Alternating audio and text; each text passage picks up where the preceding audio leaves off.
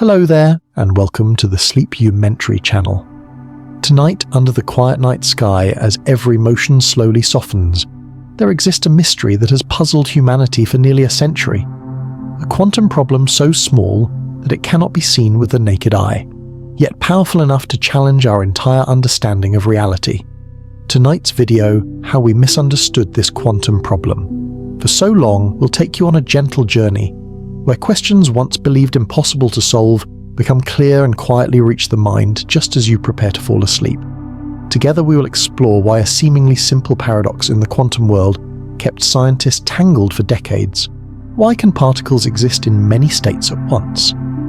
Why does the act of observing change the outcome itself? And what caused us to misunderstand, not because we lacked intelligence, but because the universe operates by rules far beyond our intuition?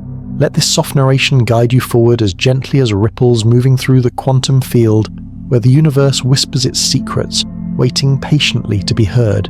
Just relax and let your imagination open. So before we continue, hit like and subscribe so you don't miss a single revelation as this story unfolds moment by moment in real time. Tell me in the comments where you're watching, from what time it is there, and whether you believe we're hearing the whole truth about what's unfolding above our heads. And if you want to keep the signal alive, share this video on X, Facebook, Reddit, or even just with the people who still look up at night. You are the reason we can keep following the impossible, and for that, thank you. The task of a theory of everything. As you slowly close the rhythms of a long day, imagine that the entire universe, from distant clusters of galaxies to particles smaller than anything you can picture, is operating under rules so orderly they feel almost sacred. And yet strangely, we have never found one set of laws that governs all of it. That is the difficult, mesmerizing mission behind what humanity calls the theory of everything. A single theory capable of explaining everything. A single equation connecting the infinitely large and the infinitely small. A mathematical map leading us toward the deepest foundations of reality. It sounds like a promise from mythology, yet it is one of the most serious scientific goals ever pursued. Because on the macroscopic scale, the world behaves with the elegance of Einstein's relativity. Space and time curve around matter. Stars move along paths called geodesics. A meteor falling toward Earth, or a beam of light gliding past the edge of a black hole, every motion follows those smooth, graceful equations. But on the microscopic scale, where particles are so tiny they barely have dimension, the universe dances to a completely different rhythm. Here quantum mechanics reigns and everything becomes strange in ways almost impossible to believe. An electron has no definite position. A photon can pass through two slits at the same time. A particle exists in superposition both here and there, wave and particle simultaneously. Albert Einstein once frowned at this unruly behavior and made his famous challenging remark, "God does not play dice with the universe." But reality seems to whisper back, perhaps he does. The laws of the large and the laws of the small do not harmonize like two notes on the same string. Instead, they collide two separate melodies from different instruments. Use relativity to describe a particle and the equations fall apart. Use quantum mechanics to describe the entire cosmos, and you encounter infinities and singularities where mathematics itself dissolves. One is smooth, one is random, one bends space, one dances with probability.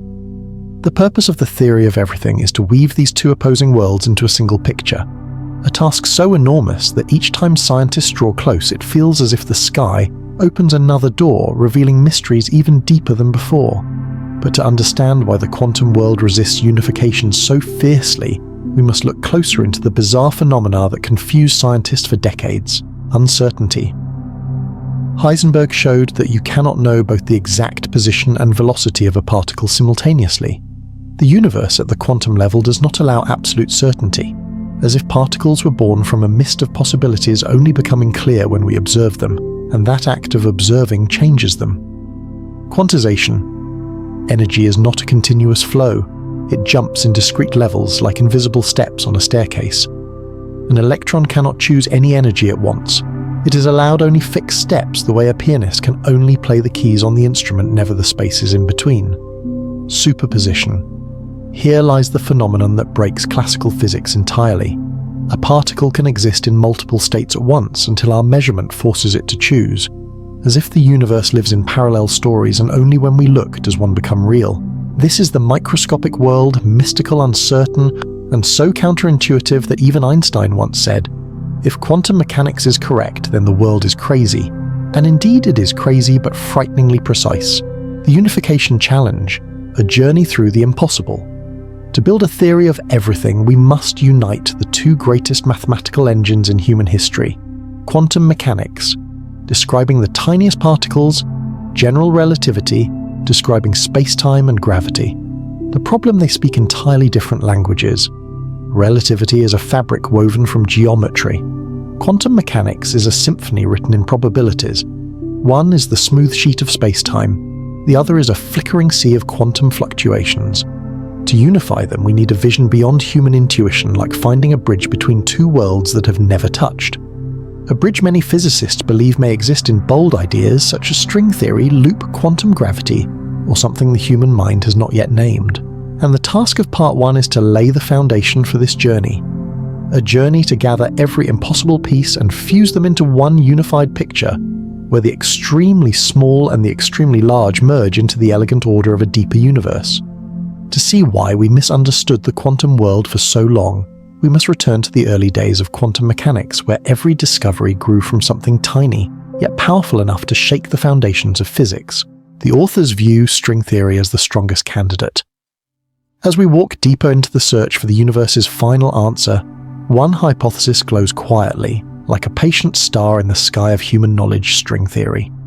For many physicists, it is a bold vision, a doorway to a realm where the contrast between quantum mechanics and relativity is no longer contradiction, but harmony. Two musical notes played on the same cosmic string. And the author we follow in this video believes a form of string theory once perfected may be the key to unlocking reality itself. Why string theory? Because at the deepest level of nature, the universe may not be built from particles, dimensionless, silent dots, but from tiny, ever-vibrating strings. Each pattern of vibration creates a different particle, different property, a different force. As if the universe were a grand symphony and matter, merely the melodies played by microscopic strings. A scientific idea, yet beautiful enough to feel like poetry. Vibrating strings, the foundation of quantum behavior. In the quantum world, particles behave so strangely that they completely defy human intuition. But string theory offers a gentle, powerful proposal. These strange behaviors are not random. They are the natural consequences of how tiny strings vibrate. A slow vibration creates a light particle. A fast vibration produces a heavier one. A special vibration becomes a photon. Another becomes a quark, a gluon, a graviton. Every particle we know becomes a musical instrument played by a single string in different modes. If this is true, then we gain a unified explanation. Quantization strings cannot vibrate at arbitrary frequencies, only at specific notes, just like a guitar string. Uncertainty strings can never be perfectly still. Superposition strings can vibrate in multiple modes simultaneously until observed, and the most wondrous detail string theory naturally produces gravity through a vibration mode called the graviton. This is the jewel that makes many physicists believe that among hundreds of unification proposals, string theory stands strongest. The universe may not be a playground of separate particles. It may be a colossal orchestra where cosmic guitar strings vibrate to create everything: photons, electrons, even space-time itself. Imagine the universe as a symphony. If you close your eyes while listening, picture the universe as a silent concert hall. Every star you've ever seen, every atom in your body, even the passage of time, all emerge from delicate vibrations of tiny strings. String theory says there are no fundamental particles, only fundamental notes. An electron is not a marble rolling through space. It is a string vibrating in one specific mode. A photon is not a packet of light. It is another string vibrating in a pattern that expresses electromagnetic waves. Zoom in far enough beyond any microscope humanity can build, and nothing ends. You would see strings trembling like the tiny heartbeats of a cosmic organism. This is why the author believes string theory is the strongest candidate for a theory of everything. It not only explains each phenomenon, it gathers them all into one elegant picture. A seamless, graceful mathematical poem, Hidden Dimensions. But the story does not end with vibrating strings. String theory brings us to a concept so beautiful. You can almost feel the vastness of the cosmos simply by imagining it extra dimensions of space. To vibrate correctly, Strings require more than the 3 familiar spatial dimensions, perhaps 7, 8, 9, or even 10 additional dimensions depending on the version of the theory. These dimensions have not disappeared. They are simply curled up tiny, invisible, like delicate folds hidden in the fabric of the cosmos. Physicist Michio Kaku once said, "In string theory, physics is the harmony of vibrating strings. The universe is a symphony of strings, a symphony of which humanity has heard only the first few notes. Why the author chooses string theory? Not because it is beautiful, though it is. Not because it feels poetic, though it gifts us incredible imagery. But because it provides a common language for both quantum mechanics and relativity, something no other theory has done so naturally. It contains the particles of matter. It contains the force carriers. It contains quantum gravity. It contains quantization. It carries immense mathematical strength. And most importantly, it gives us hope that every equation in physics, no matter how complex, may sprout from one shared origin, vibrating strings. Under this view, the universe is no longer a chaotic collection of disconnected rules. It becomes a unified whole, a long, quiet song whose melody we're only beginning to hear. And to understand why humanity misunderstood simple quantum problems for decades, we must now examine the limits of human intuition, a mystery the next section will gently unfold. The quantum concept. The universe works in discrete units. As you listen to the steady rhythm of your own breathing and let your mind become as quiet as a midnight lake, imagine that just beneath that stillness, the universe is operating according to a principle far more delicate than everyday intuition. We're used to thinking of the world as something continuous, a smooth flow of time energy rising and falling, gently motion, unfolding along curves that are never broken. But at the deepest level, where tiny particles exist in realms we can't see, the universe does not behave like a continuous stream. It behaves more like drops of water falling one by one. Everything at the quantum scale is divided into discrete units, small packets that cannot be broken down further. It turns out the universe writes its music not with infinitely long notes, but with precise structured beats. That is the meaning of the word quantum, a smallest unit, indivisible, the basic brick of energy, of light, of matter. The macroscopic world versus the quantum world. In the world, we can see temperature rises gradually, smoothly. Light spreads out into a continuous rainbow. An object can move at any speed depending on the force applied. But when we go deeper, we encounter a universe governed by entirely different rules. Energy jumps in steps, not at every possible value. Light does not spread as a continuous flow, but arrives as particles of light. Particles cannot occupy just any position. They can only exist in certain allowed states. This idea first appeared in the early 20th century when Max Planck realized that light is not emitted as a continuous stream, but in distinct packets of energy later called photons. He once wrote, "I was compelled to consider the energy of light as being composed of discrete units." At first, that idea was seen as something odd, but it later became the foundation of all quantum mechanics, electrons and the invisible staircase. To feel more closely what discrete really means, imagine that in the stillness of the night you are looking at an ancient staircase. On that staircase, an electron is only allowed to stand on the steps. It can never stand in between, not even halfway. That is exactly what happens inside every atom. An electron cannot have any energy level it wants. It is constrained to specific energy levels, stable resting ledges in the atom's energy field. When an electron jumps from a higher step to a lower one, it emits light whose energy is exactly equal to the difference between those two steps. Not more, not less. Not off by even a little. That is why the universe has color. That is why each element produces its own unique spectral lines, like the signature of each type of atom. If the universe operated continuously, rainbows would never have such distinct bands of color. Everything would blur. Instead, we see colors switch on step by step, reflecting the quantum nature of energy. Reality is not smooth, but finely structured. The quantum idea goes far beyond energy levels. It is the principle behind everything, behind why atoms do not collapse into their cores, behind the stability of matter, behind the strange behavior of light electromagnetic forces and particle motion, behind the way time and space themselves become granular in some models of quantum gravity. Many scientists say that quantization is the universe's minimalist language because it allows the laws of nature to be precise. No more infinities, no arbitrary values, only clear distinct units, neat and compact like bricks building the cosmic structure. Richard Feynman once said, Nature isn't classical, damn it, and if you want to make a simulation of nature, you better make it quantum mechanical. His words are playful, but sharp as a scientific blade.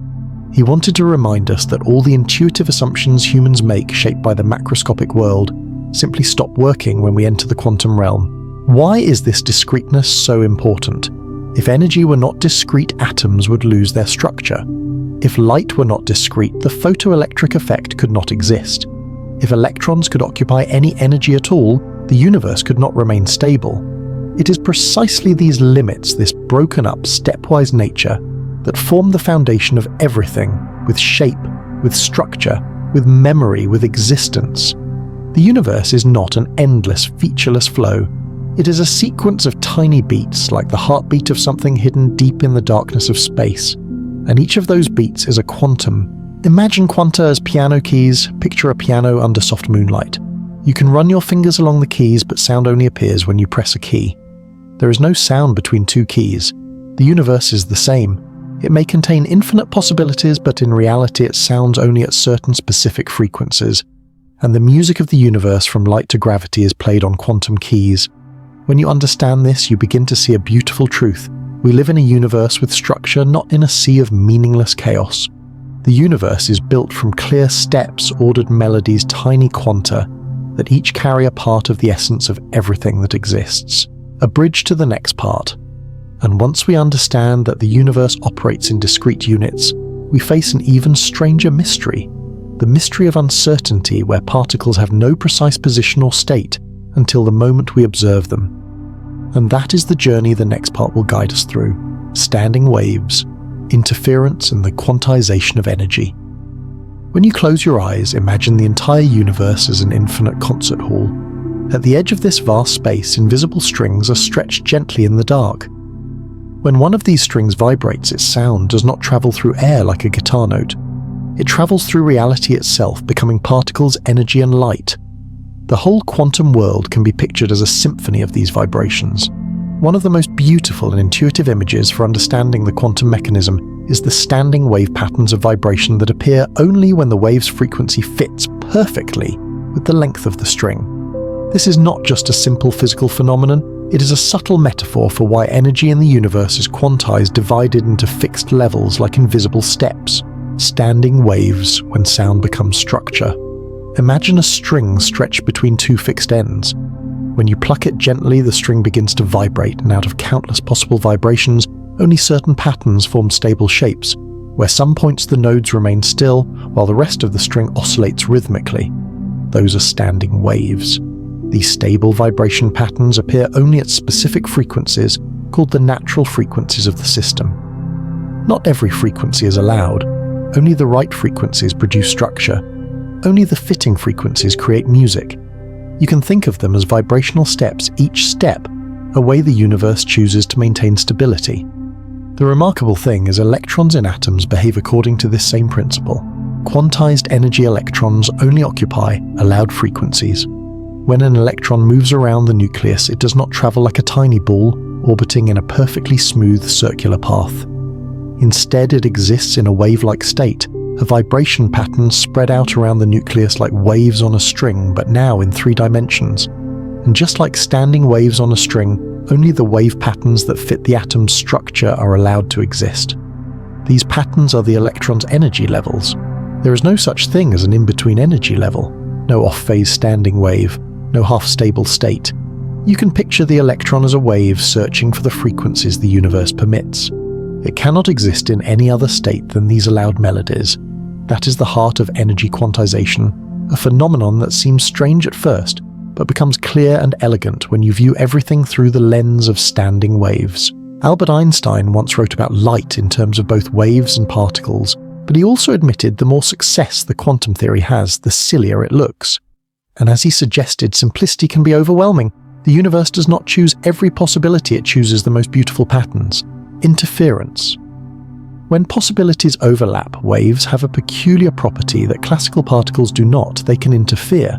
When two waves meet, they can strengthen each other or cancel each other out, creating patterns as intricate as lace woven from light. On the quantum level, electrons behave this way as well. An electron is not just a single simple object. It is a collection of possibilities, each possibility corresponding to a wavelength, a configuration, an energy level. When you're not observing the electron, these possibilities overlap, forming a probability wave, a delicate interference pattern that reflects how the electron can exist in many states at once. Only when you measure it does this interference pattern collapse into a single outcome. Richard Feynman once described this behavior with a famous line, "Nobody understands quantum mechanics." That statement was not defeat. It was a reminder that the human mind, which evolved to see the world as a smooth, continuous flow, will always struggle to accept that the deepest level of reality is a song made of countless overlapping waves. The universe chooses harmony, not chaos. When we look at the quantum world through the light of standing waves, everything begins to feel almost beautiful. The universe does not choose unstable states. The universe does not accept random, shapeless vibrations.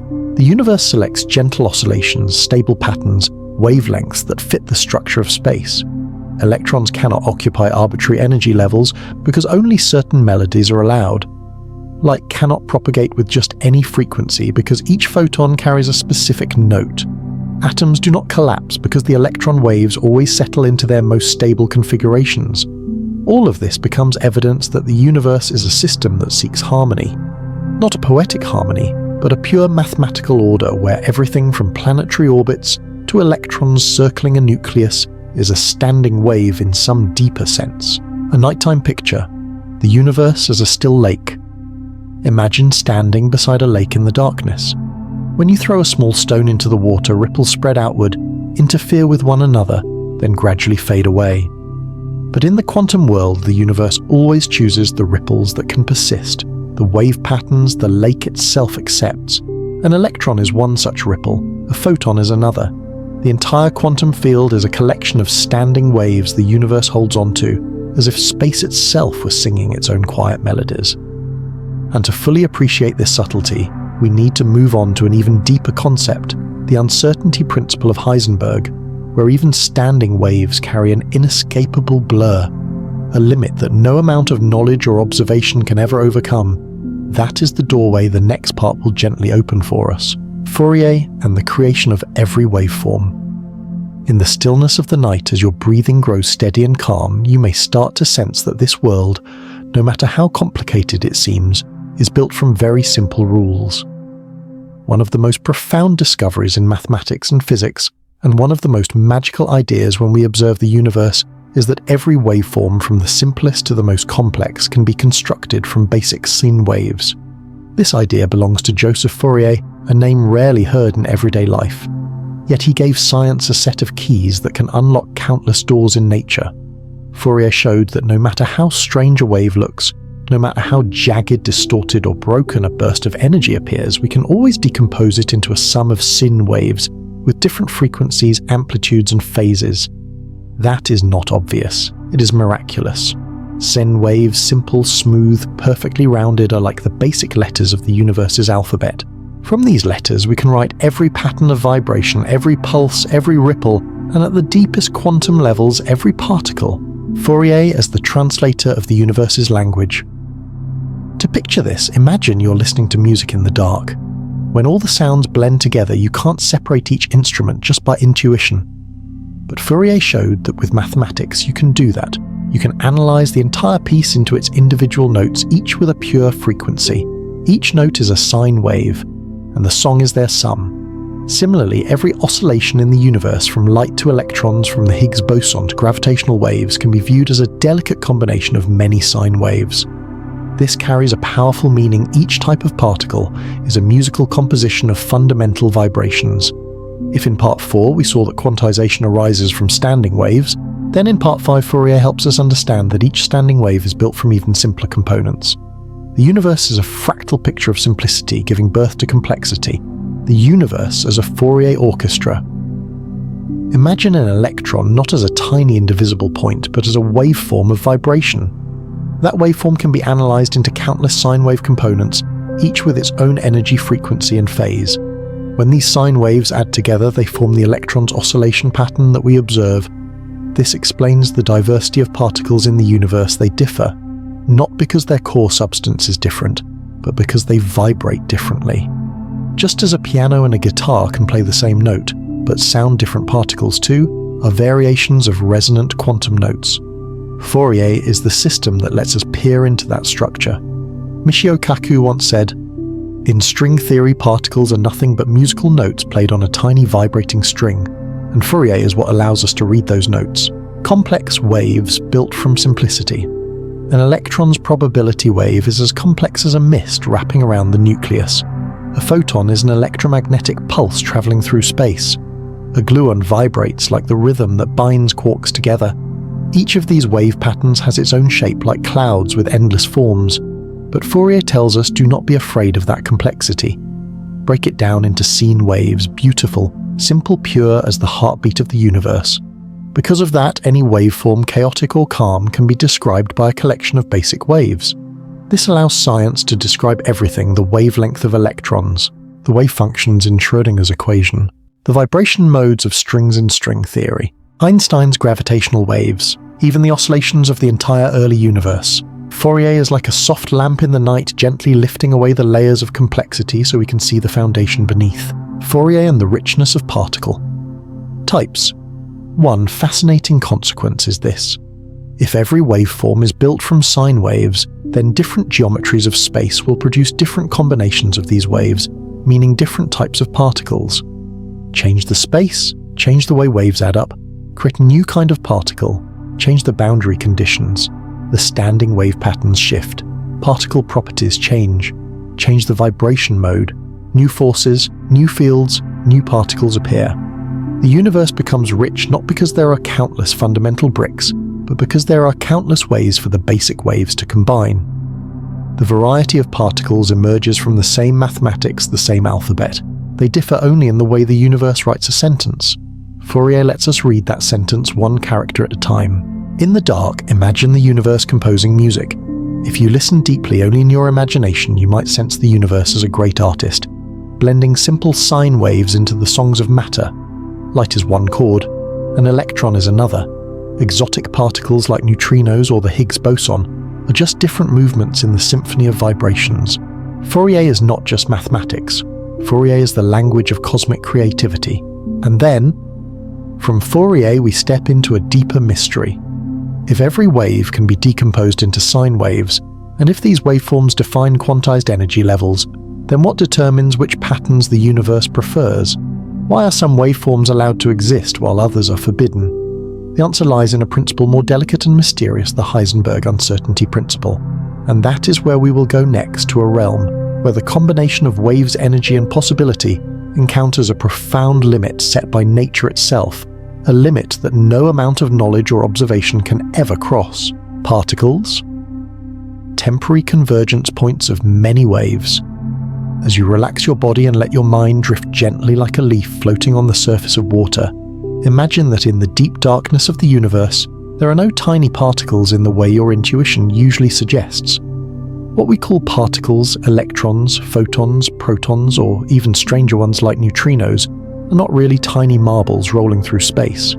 Instead, they are temporary convergence points of many waves of energy, like the moment countless ripples on a lake happen to meet, forming a prominent crest before fading away and blending back into the calm surface.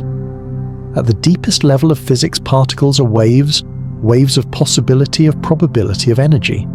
It's a strange idea, delicate and beautiful, almost metaphysical, but it is only through this perspective that we can truly accept and understand one of the most fundamental principles of quantum mechanics, the Heisenberg uncertainty principle. Particles as wave peaks in an invisible ocean. Imagine the universe as a dark, infinite ocean. In that ocean, waves propagate in countless directions, short waves, long waves, strong waves, gentle ones. When these waves intersect at certain points, they reinforce one another and create a clear, noticeable crest. That crest is where we see a particle, not because the particle has some solid material shape, but because the waves have converged strongly enough for us to call it a position. As soon as the waves disperse, that particle vanishes. It does not die, it is not destroyed, it simply returns to being diffuse waves in the background of the universe. This is why an electron sometimes behaves like a particle, and sometimes like a wave. It is not one thing or the other, it is always a wave, and what we call a particle is just how that wave appears at the moment we observe it. As Niels Bohr once said, Everything we call real is made of things that cannot be regarded as real. Those words feel like a whisper, mysterious yet gentle, like a night breeze, reminding us that the quantum world will never fit neatly into our classical imagination. Heisenberg uncertainty, ambiguity as a fundamental feature.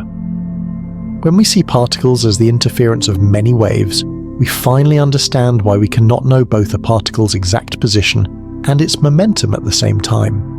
Heisenberg was not saying that our measuring tools are not good enough. He was saying that uncertainty is built into reality itself. Let's return to the image of a wave crest. If you know exactly where the particle is, that means the waves are strongly concentrated at a single point. But when waves are concentrated in one place, they must consist of many different wavelengths. This makes the particle's momentum, undefined momentum, is the combined result of all those wave components. And when too many different components overlap, we cannot know exactly how it is moving. If you know the particle's momentum very precisely, that means its wave is very pure, monochromatic, and spread out in space. The more extended the wave is, the more ambiguous its position becomes. The particle becomes like an infinite mist you cannot point to where it is. Heisenberg described this by saying, "The more precisely the position is determined, the less precisely the momentum is known. This is not a limit of instruments. It is a limit of existence. The state of a particle is never a fixed point. It is always an interference pattern, a wave of possibilities spread out across space and time, when ambiguity becomes structure. It's easy to think that uncertainty must mean chaos, but in the quantum world, uncertainty becomes a new kind of order. Without this uncertainty, atoms would collapse into their nuclei, electrons could not maintain stable orbits, matter could not exist, and the universe would have no structure as we know it. The ambiguity of the quantum world against all intuition is the foundation of everything stable. Interfering waves create particles. Particles form atoms. Atoms form molecules. And molecules create every form of life, every star, every world. From uncertainty, the universe finds stability. From waves, the universe creates shape. From what is unclear, the universe brings forth what is real. A gentle, nighttime picture. Imagine you're lying on a beach late at night. The sea is rippling, thousands of small waves meeting and fading. No ripple is permanent, no shape is forever. Yet from the endless convergence and dissolution, you can feel the breathing of the ocean. Particles are like that. They are the temporary breaths of the quantum sea. Brief flashes in the dark, appearing and fading in an instant, yet enough to build the entire world. A beautiful definition of a particle. In modern physics, a particle is not defined by its size, but by how it acts. A particle is simply the place where quantum waves interfere to create the highest probability of observing an event. Not a permanent thing, but an event. Not solid matter, but the crest of an interference pattern. As if the universe were playing an endless symphony, and each particle were just a single, bright note that briefly lights up before blending back into the orchestra. But to understand why the universe chooses certain interference patterns, certain wave shapes, we need to look deeper into the nature of the Schrödinger equation, the beating heart of quantum mechanics, which will guide us in the next part. The wave model explains the double-slit experiment. As you relax your body and let your mind become light like a thin layer of mist drifting over a still lake, remember that there is a simple experiment a child could picture it easily, yet it is so profound that it has humbled the whole of modern physics. This is the double-slit experiment, a tiny experiment needing only a thin metal plate, a faint light source, and a screen behind it. But from this simplicity, the universe reveals something so deep it feels almost like poetry. Light and matter are not purely particles nor purely waves, they are a subtle blend of both. To understand this, we return to how physicists describe particles in the quantum world. A particle is a temporary convergence of many energy waves. A photon, a particle of light, is not a tiny bullet shot through space. It is a spreading ripple, extended and gentle like the breath of the universe. But when we capture it on a screen, it appears as a single point, as if it has chosen one position among countless possibilities. And the double-slit experiment is the clearest demonstration of the wave-like nature of every particle. A photon leaves the source, like a particle, but travels like a wave. Imagine we turn on a very weak light source so that photons leave one at a time. If a photon were truly a tiny particle, we would expect it to fly along a straight line, pass through one of the two slits, and hit the screen at a single spot. But that is not what happens. As soon as the photon leaves the source, It is no longer a particle in the classical sense. It spreads out as a wave extended soft directionless, like a circular ripple spreading out when you gently touch the surface of a lake. This wave moves toward both slits at the same time, not choosing one. It is as if it accepts all possible paths at once.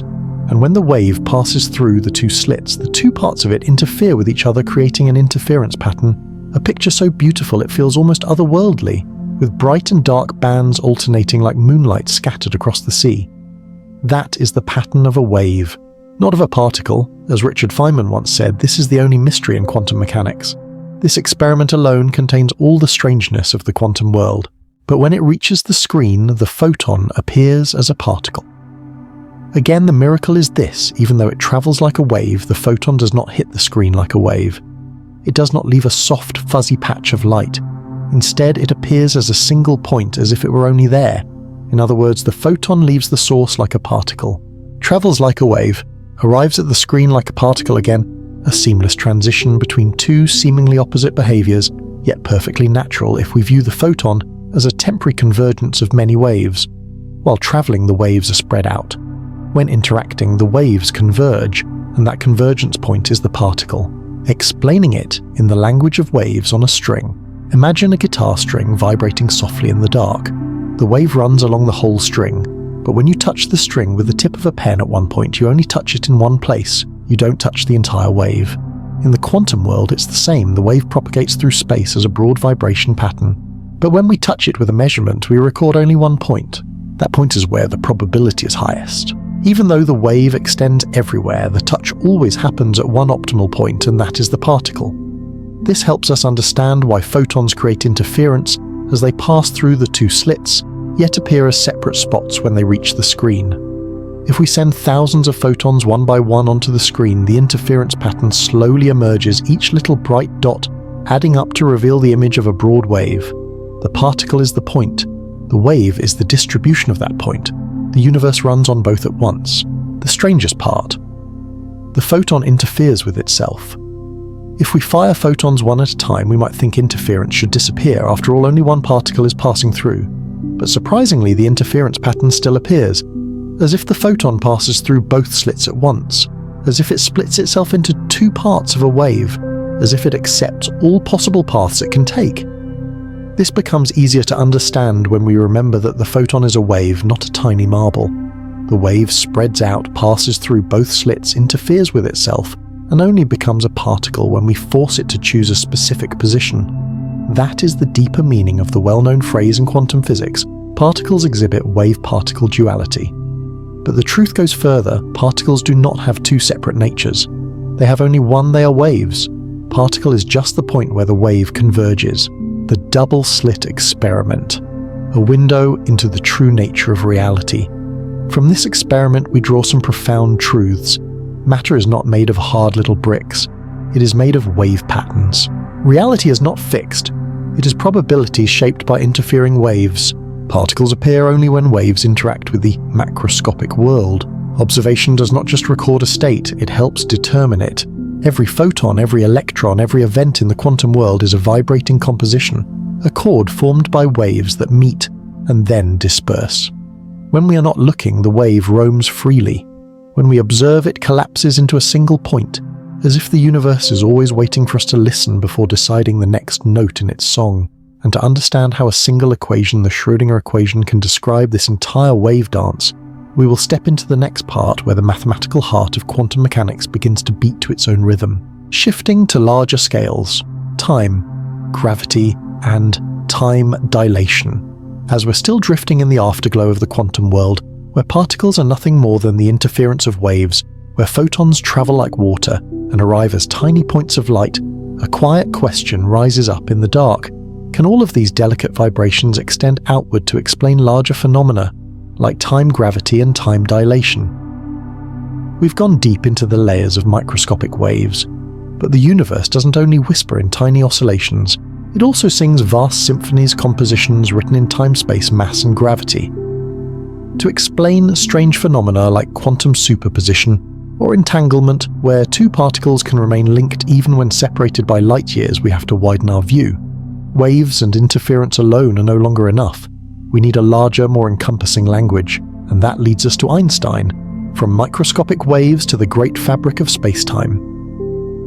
In the microscopic world, energy vibrates in tiny regions, giving rise to particles and quantized levels. But Einstein gave us a different picture, the picture of space-time, a four-dimensional fabric on which all events unfold. Gravity, according to Einstein, is not an invisible force pulling two objects together. It is the result of the curvature of space-time. When matter is present, it bends the space-time fabric and other objects simply fall along the natural curves of that space. If particles are nothing but waves, then on a larger scale, gravity can be seen as vibrations of space-time itself, huge ripples known as gravitational waves. Small-scale waves create particles, large-scale waves create gravity. The universe begins to look like an ocean of layered waves, one level resting on top of another. And from this way of thinking, we start to see how the author's string model might extend to embrace both quantum mechanics and relativity. Time, the breath of space. One of the most puzzling things when we enter Einstein's world is this time is not absolute. It does not flow evenly like a calm river. It can stretch, shrink, slow down, or speed up, depending on how space-time is curved. When an object moves quickly, its time runs slower. When an object is near a massive body, its time also runs slower. This idea is captured in one of Einstein's well-known lines. Time and space are modes by which we think, not conditions in which we live. It sounds like philosophical poetry, but it is scientific truth. Time dilation is proof that time is not a universal clock beat, shared by the entire cosmos. It is the heartbeat of space-time changing according to how energy and matter are distributed. If we imagine space-time as a vast river, then time is the speed of the current. Where the river is flat and calm, time flows quickly. Where the water bends sharply, time slows down. Near a black hole, where space-time is curved to the extreme, time can almost come to a halt. How does the quantum wave model connect to Einstein's space-time? When we see particles as waves and space-time as a curved fabric that can also vibrate, we begin to glimpse a unified picture. Tiny particles are waves of energy in space. Gravity is a wave in the very structure of space-time. Time is a consequence of how space vibrates and curves. Superposition and entanglement result from waves spreading beyond any single fixed location. To describe all of this, the string model string theory must be extended, not only vibrating in small flat spaces, but vibrating on the curved space-time of relativity. This is the crucial transition the author wants to guide us through. In the previous parts, we looked at waves on strings as a model for quantum behavior. In this part, we begin to see that those strings must vibrate on a curved space-time fabric in order to explain superposition, entanglement, the spread of quantum information, and the long shadow of time itself. Einstein gave us the language of space-time. Quantum theory gave us the language of waves. String theory is trying to use a single instrument to play both pieces of music. Time dilation, a trace of unification. If particles are waves and waves are affected by the shape of space, then time tied so closely to motion and energy is affected as well. Imagine a quantum clock where each tick is the oscillation of a wave. If space-time curves, the frequency of the wave changes, the clock runs slower. This fits perfectly with Einstein's prediction of time dilation.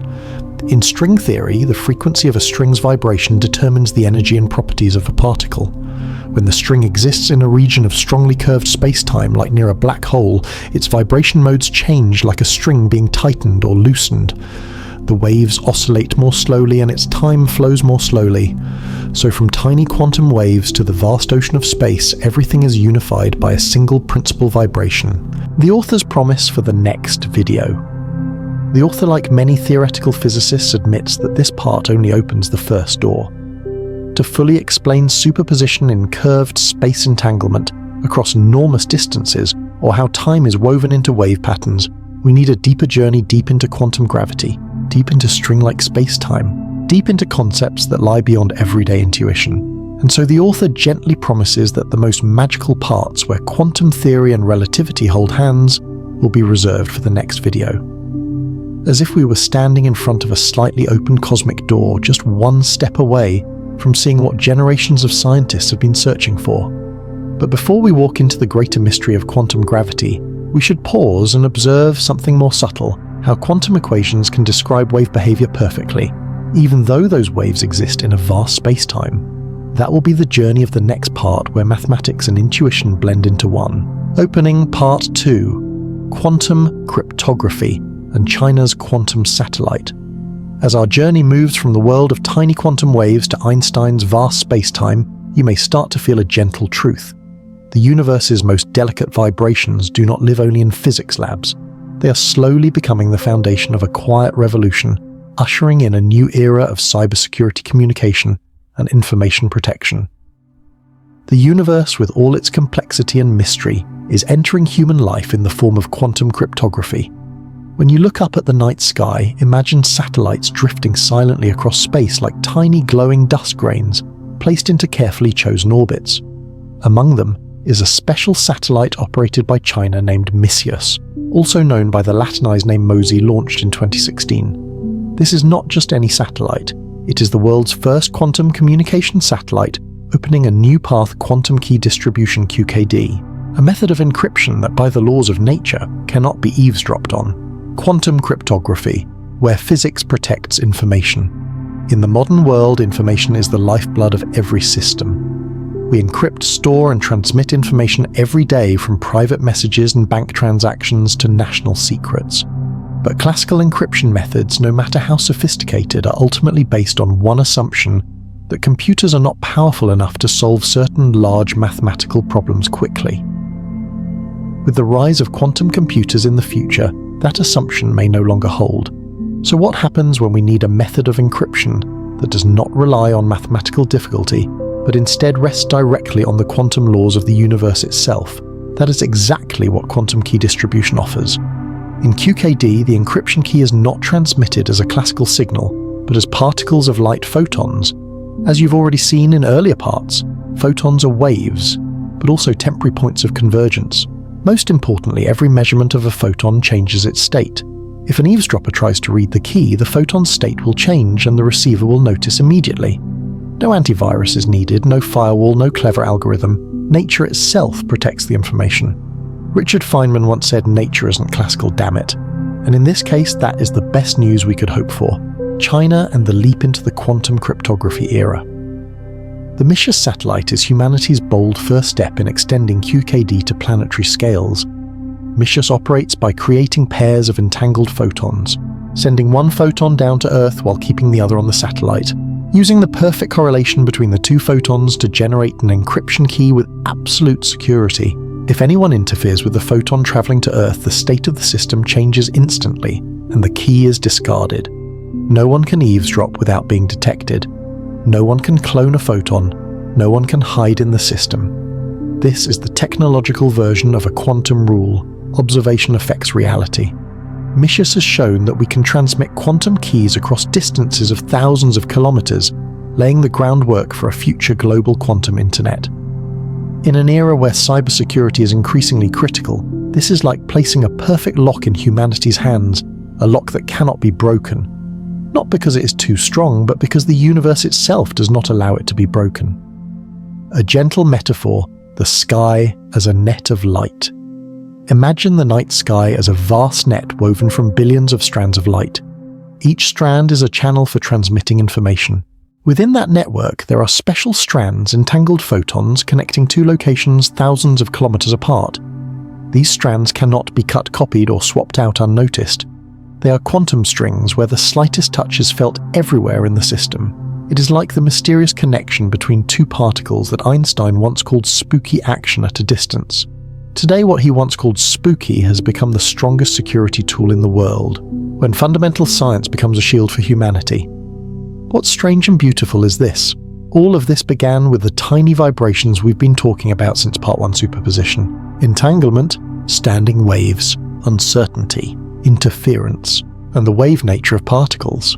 Phenomena that the first generation of physicists once saw as paradoxes have now become tools for protecting global information. This gives us a humbling feeling the universe's deepest secrets don't just help us understand the world, they help us build a safer one. From tiny photons to big questions. Quantum technologies like QKD are not just technical milestones, they are expansions of understanding. They show us that if we know how to listen, the universe always whispers methods we can use. So in the future, as quantum technology advances, how will we secure our information? What will a quantum internet look like? Will we one day transmit data through quantum entanglement across planets? These questions lead us to the fundamental equation that describes all waves, the Schrödinger equation, the heart of quantum mechanics. And that is where we will go in the next part, when the Schrödinger equation reveals how every vibration in the universe, from photons in the Messier satellite to electrons in atoms, follows a single astonishing mathematical rhythm, the principles of quantum cryptography. Imagine you're sitting in a quiet room where soft light falls around you like gentle photons drifting through the air. In that silence, the truth of the universe is unfolding right before your eyes. Every measurement in the quantum world leaves a trace. Unlike the classical world, where we can look at an object without changing it, in the world of photons, electrons, and fragile probability waves, observation is an act of interference. This is not a flaw. It is a gift of nature and the very foundation of quantum cryptography. In this framework, every photon used to transmit an encryption key acts as a subtle messenger carrying a special quantum state. That state might be its polarization, its direction of spin, or some other suitable property. But the most remarkable point is, if anyone tries to spy on that photon, its state changes immediately. This is a direct consequence of the Heisenberg uncertainty principle. The act of measurement disturbs the system. Measurement is never neutral. It always produces change. If you touch the photon, the trace appears in a QKD quantum key distribution system. The sender and receiver use photons to build a secret key. Each photon represents one bit of information, but that information is not encoded in a classical form. It is encoded in the quantum state of the photon. While the photon is in transit, it is like a snowflake falling quietly through the night sky, light delicate and exquisitely sensitive. If someone, an eavesdropper, tries to touch it to read the information, it's like putting a hand out to catch that snowflake. Its shape is instantly destroyed. On the quantum level, measuring changes the state. Touching leaves a trace. Eavesdropping was detected immediately. There is no way around this. A photon cannot be observed and still remain in its original state. It cannot be copied. It cannot be secretly read. It cannot silently slip past scrutiny. The universe's rule is absolute. If you measure, you change. This is why QKD creates a communication channel that cannot be stolen without leaving evidence. The power of watching for change. Imagine the sender, Alice, and the receiver, Bob, transmitting a sequence of photons to create a key. After the transmission, they discussed publicly, without revealing the actual key, how they prepared and measured the photons' orientations. If no one has eavesdropped, the photons will match their expected state's error rates will be very low. But if an eavesdropper, Eve, has tried to measure the photons, their polarization directions are altered. The probability of mismatches increases. A pattern of errors appears in the data. Alice and Bob only need to check the error probability. If the error rate exceeds a certain threshold, they know immediately that the key was compromised during transmission. No security software is needed, no centuries-old algorithm, no supercomputer. Nature does the job for us. Photons become perfectly honest sensors that nothing can deceive. A simple nighttime picture. Imagine you're sending a letter written on delicate leaves. Each leaf carries a unique pattern of veins, easily torn if touched. If someone opens the letter before it reaches you, the patterns will be ripped, cracked, or no longer intact. When you receive the letter, you only need to look at the patterns on the leaves to know whether it was opened. Photons behave exactly like that. But instead of vein patterns, they carry quantum states. Instead of a letter, they carry encryption keys. And instead of being torn, they change their polarization. A small change, but enough to reveal the truth. Quantum cryptography safety, written in the language of nature. In an age where quantum computers may one day break most of our current encryption systems, quantum cryptography does not rely on mathematical difficulty. It relies on the deepest structure of the universe. No one can break QKD because you cannot measure a quantum photon without leaving a trace. You cannot clone an unknown quantum state, the no-cloning theorem. You cannot measure both position and momentum exactly. You cannot hide from uncertainty. And the miracle is, this QKD does not need to prevent eavesdropping. It only needs to detect it. Once we know a key has been tampered with, we discard it and create a new one. It's as if the universe has built an alarm system directly into every photon. Security written in the language of waves. If you've followed the journey so far, you'll notice something beautiful. Quantum cryptography is not separate from the principles we have already explored. Standing waves determine energy levels. Uncertainty, forbids undetected spying. Entanglement creates keys at a distance. Interference reveals errors. Wave-particle duality provides dual-state behavior. String theory extends the language of vibration. And now all of these ideas meet in a single application protecting human information. Perhaps science is at its most beautiful when it serves something simple: safety. Signs of the future. The quantum internet. If today we use photons to exchange keys, then tomorrow the global internet may become a quantum internet, where every data packet is protected by the fundamental laws of nature. No supercomputer will be able to crack the codes. No hacker will be able to listen in. No computational attack will be able to bypass it. Nature becomes our ally. And in that moment, you can feel a gentle truth. The tiny vibrations we usually only see in quantum labs are quietly rewriting the way the world communicates. But to understand how quantum information is fully protected across large networks, and how entanglement could enable communication that doesn't rely on classical signals, we will move on to the next part, where the story leads us to long-distance quantum information and global entanglement networks, the limitations of QKD and the threat from quantum computers. As night settles in and your thoughts slow down like gentle ripples spreading across a still lake, we can look back at the journey opened up by quantum cryptography.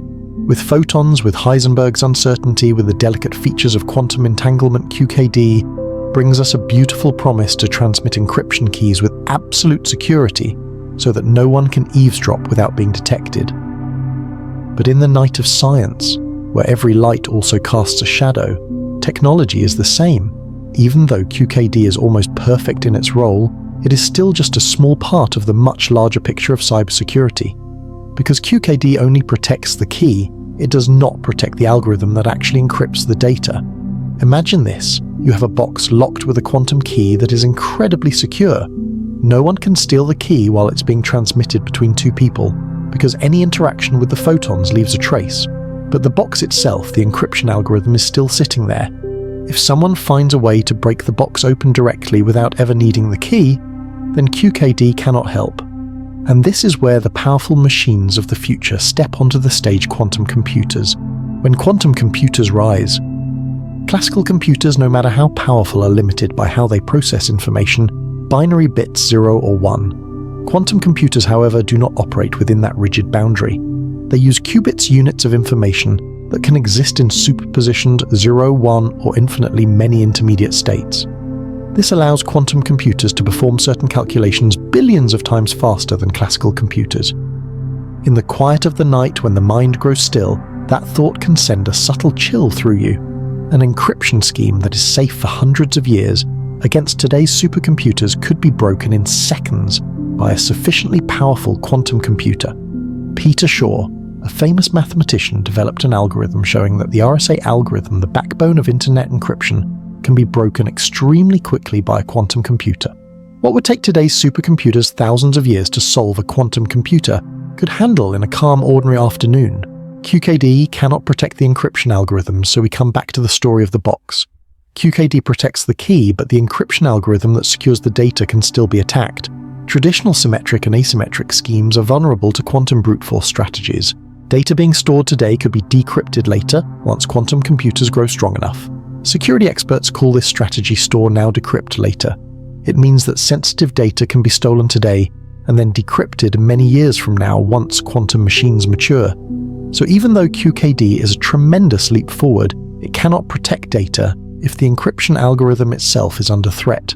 A feeling that is both peaceful and uneasy creeps in when we realize that even the technologies we see as the most solid are only temporary bridges laid across an abyss whose bottom we still cannot see. The universe reminds us nothing is absolutely perfect. In a quantum world speckled with uncertainty, absolute perfection rarely exists. QKD can protect keys using physical laws that cannot be violated, but it does not replace the encryption system. It cannot make a classical algorithm unbreakable. Like small fish in the ocean, once the current changes, the entire environment around them changes too. Quantum computers are that new current, a deep, powerful flow with the potential to sweep away every security method based on mathematical difficulty. This truth makes us feel even more deeply the subtlety of the universe. The smallest thing, the qubit, can transform our entire world of information. From fear to hope, quantum itself will save us. What's fascinating is this: although quantum computers are a threat, the quantum world also provides the solution. QKD protects the keys. New encryption algorithms called post-quantum cryptography will protect the data. Together they form a cybersecurity foundation strong enough to face the future shaped by quantum computing.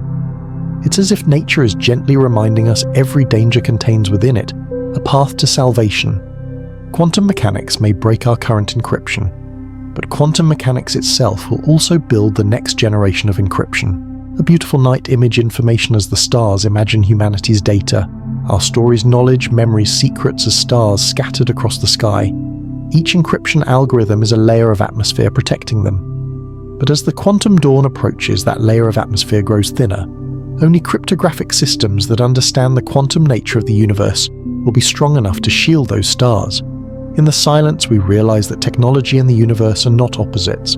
They are two sides of the same long symphony, where humans learn to understand, imitate, and then harness the deepest laws of nature. And to understand how we will face this quantum dawn from QKD to post-quantum cryptography, the next part will guide you into the world of new algorithms, robust mathematical structures, and the way nature teaches us to build the security walls of the future. The fear of collect, now crack later. In the stillness of the night, where the light of imagination can travel as far as the stars above, we begin to sense a very human truth beneath the strange laws of quantum physics. Even though the universe has given us beautiful tools like QKD, the human world, with all its strategy, ambition, and fear, can still find ways to slip through the cracks. One of the deepest worries among cybersecurity experts today has a name: collect, now crack. Later collect, now decrypt later. Imagine a storm of data pouring down onto Earth every second: private messages, financial contracts, medical records, government communications, military secrets. All of it is being protected by encryption algorithms we currently trust. But within that flood of data, there are actors quietly catching each drop. They cannot decrypt it today, but they don't have to. They only need to store it.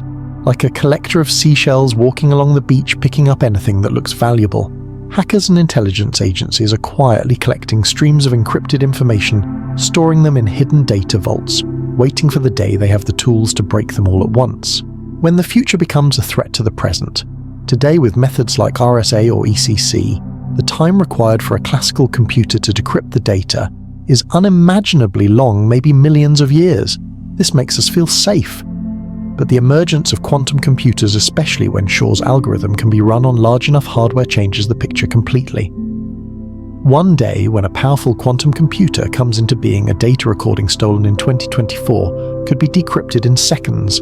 Information doesn't grow old. A 50-year-old secret is still a secret if it was ever hidden. Personal data stolen today will still be your personal data tomorrow. In the dark of the future, we sense a gentle unease. What we send out today could become a gift to the quantum decryption systems of tomorrow. Those hackers don't need to defeat today's security. They just need patience. A soft but chilling example. Imagine you send an important letter sealed with a steel lock you believe to be unbreakable. The letter reaches the recipient safely, or at least that's what you think. But somewhere along the journey, someone secretly made a perfect copy of your letter, left the seal intact, and hid the copy in a box. They don't try to open it today. They wait for the day that steel lock is no longer strong enough, the day when technology can cut through it in an instant. This is exactly the nature of collect now crack. Later in the digital world, steal encrypted data today, decrypt it in the future. Quantum computers shift the balance. A large quantum computer with enough stable qubits and robust error correction could break most current encryption algorithms, RSA, in seconds, ECC in minutes. Public key systems rendered useless. Internet security stacks could collapse in a single night. For this reason, data stolen this year could become an inexhaustible resource for nations, organizations, or individuals who possess quantum computers a few decades from now. The world of information is like a treasure buried in ice. Today it is safe, but when the ice melts, everything lies exposed. Security needs to step into the future now. The sobering thought is this: we cannot wait until quantum computers are powerful enough before we start protecting our data. By the time that moment arrives, it will be too late. Entire archives of information built up over decades will be opened like old books. That's why the world has already begun talking about PQC, post-quantum cryptography algorithms, that are secure even against quantum computers. But PQC cannot protect data that has already been stolen. It can only protect data from the moment we begin to use it. And this is why the collect now crack later concern keeps scientists, governments, and global security experts awake at night. No one knows when the data stolen today will be decrypted. No one knows who is quietly gathering those vast datasets. No one knows how the balance of cyber power will shift once quantum computers mature. We are living in the period before dawn when the light of quantum technology has not fully arrived, but its shadow is already falling across the world of information. A gentle image data as collected starlight. Imagine someone standing quietly on a mountaintop gathering the light of individual stars into a large glass vessel.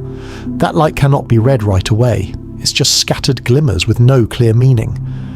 But one day that person could open the vessel and all the faint light accumulated over many years could become a map of the sky. Collect now crack later is just like that. You only need to collect, then wait. The future will handle the rest. And to understand how we must face that future not with fear, but with new tools, as powerful and elegant as quantum mechanics itself, the next part will guide you into the world of post-quantum cryptography, where humanity prepares to build a cybersecurity foundation strong enough to stand firm in the quantum era, NIST, and the 5 post-quantum algorithms. As we drift further through the night of quantum thought, a gentle but weighty truth emerges. Even though the universe constantly opens new doors for technology, it is human beings with their ingenuity and strange capacity for creativity who write the tools that let us adapt to the future. In a world where quantum computers are approaching the power to break most classical encryption schemes, the United States, through the National Institute of Standards and Technology (NIST), has begun an important journey selecting and standardizing post-quantum algorithms, post-quantum cryptography. These algorithms are built on mathematical structures that even the most advanced quantum computers cannot solve in any reasonable amount of time. They are not based on huge prime numbers. They are not based on elliptic curves. They are not based on the types of problems that Shor's algorithm can shred apart. They are built on vast mathematical mazes so large and so intricate that every path leading in is easy to walk, but every path leading out is blurred deep and without shortcuts even for quantum machines. Post-quantum algorithms mazes in high-dimensional space. Perhaps the easiest way to picture post-quantum algorithms is to imagine you're walking through a massive forest, where every tree and every fork in the path leads to thousands of new choices. This is the kind of structure NIST is using high-dimensional mathematical spaces so vast that no computing system can find a shortcut through them. There are some problems that classical computers can solve only very slowly, while quantum computers can solve them very quickly. And then there are problems that leave both types of machines stuck. That's where PQC lives. Post-quantum algorithms are designed to be strong in both worlds. NIST chooses 5 pillar algorithms after years of research, evaluation, and testing. NIST selected 5 of the strongest algorithms, the future backbone of US national security and the global internet. Even though their names sound technical like Kyber dilithium falcon sphinxius pulsus, you can think of them as 5 different gates leading into mazes that cannot be escaped. Some algorithms are based on lattices structures like infinite crystal grids stretching across high-dimensional space. Some are built on hash-based cryptography, where every step leaves a unique, irreversible trace. Others rely on code-based problems like trying to decode a message that has been scrambled in millions of different ways. Each algorithm functions like a mysterious forest. Entering is easy, you can always walk forward. But trying to trace your way back just by looking at the endpoint is almost impossible. NIST has described the goal of PQC with a beautiful image. We don't try to stop adversaries from entering the maze. We make it impossible for them to escape it, not blocking entry, but making reversal hopeless. Why can't quantum computers break them? The most powerful quantum computers can solve certain classical problems by exploiting superposition and quantum interference. But post-quantum algorithms are designed so that there is no hidden periodic structure for quantum logic to exploit. There is no neat symmetry for quantum algorithms to grab onto. Shor's or Grover's algorithms cannot meaningfully reduce the solving time. Some of the underlying problems are of these types: closest vector problem CVP, learning with errors Lewis, modulelu, multivariate quadratic problems. They are like fractal clouds. The closer you look, the more complexity appears. There is no foothold for a quantum computer to twist into. No symmetry to line up, no shortcut to search. That's why NIST believes these algorithms will remain secure for decades, maybe even centuries. A visualization mazes of light in the night sky. Imagine looking up at the Milky Way. Each star is a point, and all those points connect into an invisible web. Post-quantum algorithms are like that. Each point is a choice, each connection, a possibility, and no one, not even a quantum computer, can reliably trace a path backward from the final point to the starting one. You can feel a sense of calm in that image. The vastness of the universe is not only a physical space, but also an inspiration for us to create security structures that echo its endless complexity. How is the United States preparing for the future? NIST is not just developing or standardizing algorithms, it is preparing to restructure the entire digital security infrastructure: banks, government systems, satellites, national critical infrastructure, the global internet. All of these will gradually transition to PQC in the coming decade. This is not only a technical decision, it is a philosophical one. Instead of waiting for the future to arrive, we prepare to become part of it. A gentle reminder from the universe. In the quiet of the night, we can sense that the world of technology operates much like the universe itself. Whenever one door closes as RSA and ECC slowly become obsolete, another door opens leading to safer regions. The universe loves balance, and our technologies mirror that. To understand more deeply how these post-quantum algorithms will be deployed in practice across the internet, in banking, and in everyday life, the next part will guide you into a new chapter: the global transition to post-quantum encryption, where theory becomes everyday reality. Conclusion of the cryptography section: the never-ending loop of hackers versus security. When we look back at the journey we've just taken from the fragile photons of QKD to the post-quantum mathematical mazes NIST is building, we begin to sense a soft yet challenging truth: security is not a destination. It is an endless loop. In the night air, calm and gentle like a resting breath, we sit back and see what many generations of scientists, engineers and cybersecurity experts have long understood: every new technology will always drag along a new risk. Just as in nature, whenever one species evolves, a new form of defense, predators learn to adapt. That balance never stops, never stands still. And the world of cybersecurity moves to that same rhythm, the rhythm of pursuit, protection, and constant adaptation. Quantum technology, the double-edged sword of our age. Quantum technology is like a great river. Upstream it brings life with eavesdropping-proof encryption methods with QKD, with security systems written directly in the physical laws of the universe. But downstream the same river hides dangerous whirlpools, quantum computers that could break nearly all of our current encryption schemes so fast it feels unreal. The universe gives us a gift, but not every gift is without conditions. That's why scientists often repeat Arthur C. Clarke's famous line, "Any sufficiently advanced technology is indistinguishable from magic." Quantum technology, in a sense, is that magic both wondrous and worth fearing. It creates new methods of protection. But it also unlocks new forms of attack. The race between defenders and attackers. In the digital world, the relationship between hackers and security experts is not a one-off battle. It doesn't end with a final round. Instead, it looks more like two dancers in an endless performance, each side constantly watching, reacting, and adjusting to the other's steps. When a new encryption method is born, attackers immediately search for its weaknesses. When a vulnerability is patched, hackers invent a new way to exploit the system. When PQC is standardized, quantum computers force us to rethink every protective layer once again. There is no finish line. There is no eternal shield. There is only change, constant, ongoing, never repeating in exactly the same way. Just like the motion of particles in quantum mechanics, cybersecurity never stands still. It moves, spreads, shifts, adapts, and we can only keep observing, learning, and responding. A gentle but crucial truth: nothing is permanently secure. This sentence may sound pessimistic, but it is actually the foundation of all cybersecurity progress. There is no such thing as perfect security. Not because we are weak, not because hackers are too strong, but because security is a process, not a fixed state. Even quantum physics, that seemingly unshakable branch of science, teaches us that every system has uncertainty, that the very act of observing changes the result. Nature doesn't stand still, technology doesn't stand still, and hackers don't stand still. A soft image. The universe as a multi-layered blanket. Imagine the universe as a great blanket woven from many layers of light threads. Some layers are thick, some thin, some warm, some cool. Each layer has its own purpose. One layer keeps in heat, another blocks the wind, another shields from harsh light. Security is much like that blanket. You don't rely on just one layer. You need many. If one layer tears, the others still keep you safe.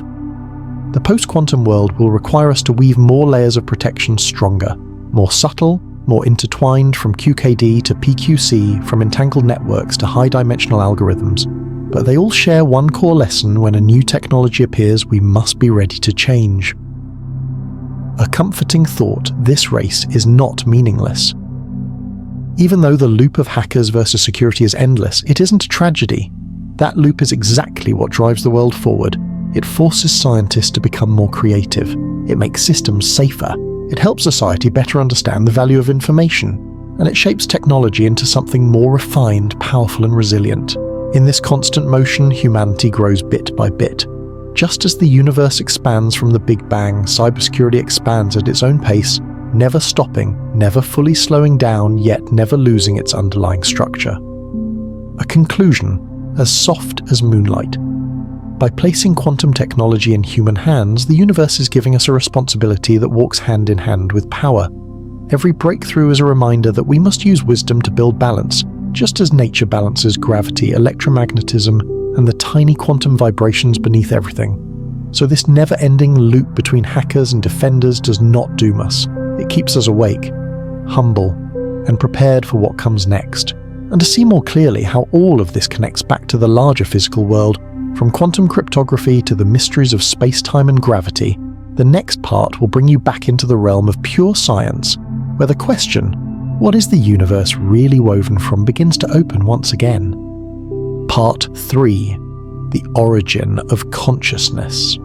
After walking together through the forests of quantum cryptography, the mathematical mazes of post-quantum security, and the delicate oscillations of the tiniest particles in the universe, we suddenly find ourselves standing before a wider, deeper, and more fragile doorway.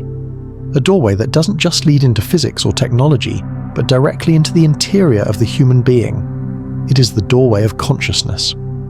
As night falls, when everything becomes quiet and the silence grows wide enough for you to hear each of your breaths, this question rises with a strange clarity. Where does consciousness come from? At what level of matter does it emerge? And how can a universe built from lifeless particles and cold quantum vibrations give birth to the feeling of I am alive, I am thinking, I am feeling? Some scientists call this the hard problem of consciousness. Philosopher David Chalmers once asked, how does the brain produce subjective experience? How can a lump of grey matter full of electrical impulses and chemical molecules become subjective experience? What makes us feel pain, joy, love, fear, when the particles that form us feel nothing at all, from atoms to neurons? A fragile starting point.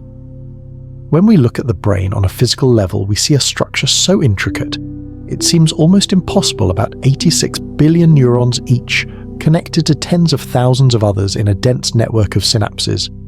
Every time you think a thought, recall a memory, or simply feel sleepy, millions of tiny electrical impulses flicker in your brain like stars in the night sky. And yet that still isn't enough to explain consciousness. Because if consciousness were only electrochemistry, why is it that the most complex electronic systems humans have ever built still have no sense of being? Why doesn't a machine, no matter how powerful, know that it is operating? And so another question quietly forms, gentle yet deeply challenging.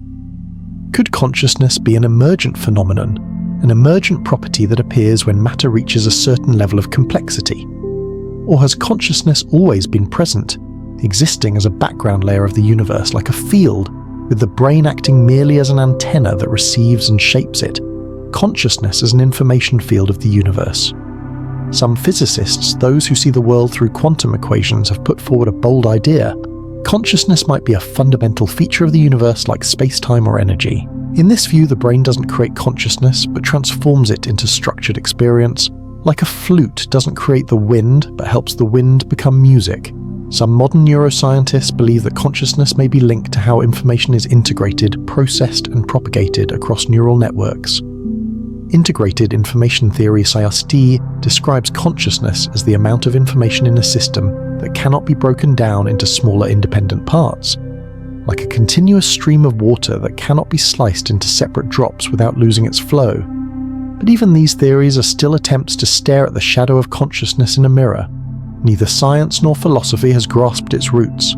Consciousness remains like night mist. We see it, we feel it, but when we try to grab it, it slips away into nothing. At what level of matter does consciousness emerge?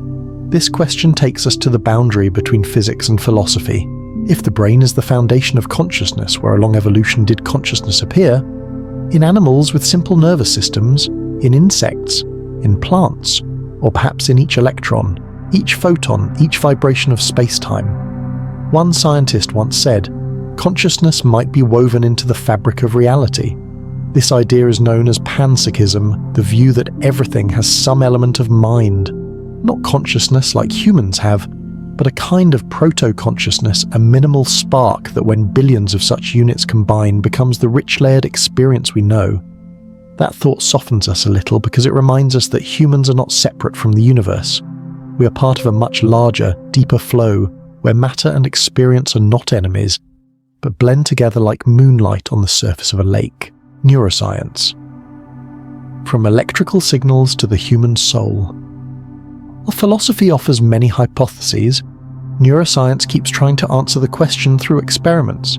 We know that emotions are shaped by the limbic system, memory by the hippocampus, decision-making and awareness by the prefrontal cortex. The synchrony of brainwaves produces wakefulness or deep sleep, but even if we could decode every brain region, we still couldn't answer the deepest question. Why does a physical process create subjective experience, the ache in your chest, the beauty of the night sky, the feeling of being loved? None of these can be fully captured by any chemical formula. Consciousness, in one sense, is the story that matter tells about itself. Consciousness, a bridge between the universe and ourselves. When we step back and look at the whole picture, the most miraculous thing isn't the answer, but the ability to ask the question at all. A silent universe for nearly 14 billion years suddenly brings forth a small creature that stands up and asks, who am I? Where did I come from? What is consciousness? In the dim mirror of consciousness, the cosmos catches a glimpse of itself.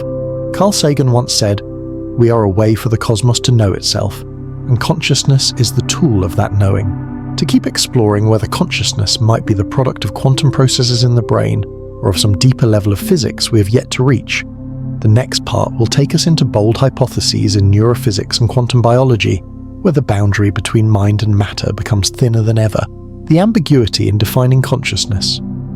As we keep walking along this journey to find the origin of consciousness, a thin veil of mist begins to descend. A mist of ambiguity of questions, without answers, of definitions that slip from our hands every time we try to hold on. Consciousness, strangely enough, is as familiar as your own breath, yet as distant as a star that burned out billions of years ago. We feel it every second, yet we cannot define it clearly.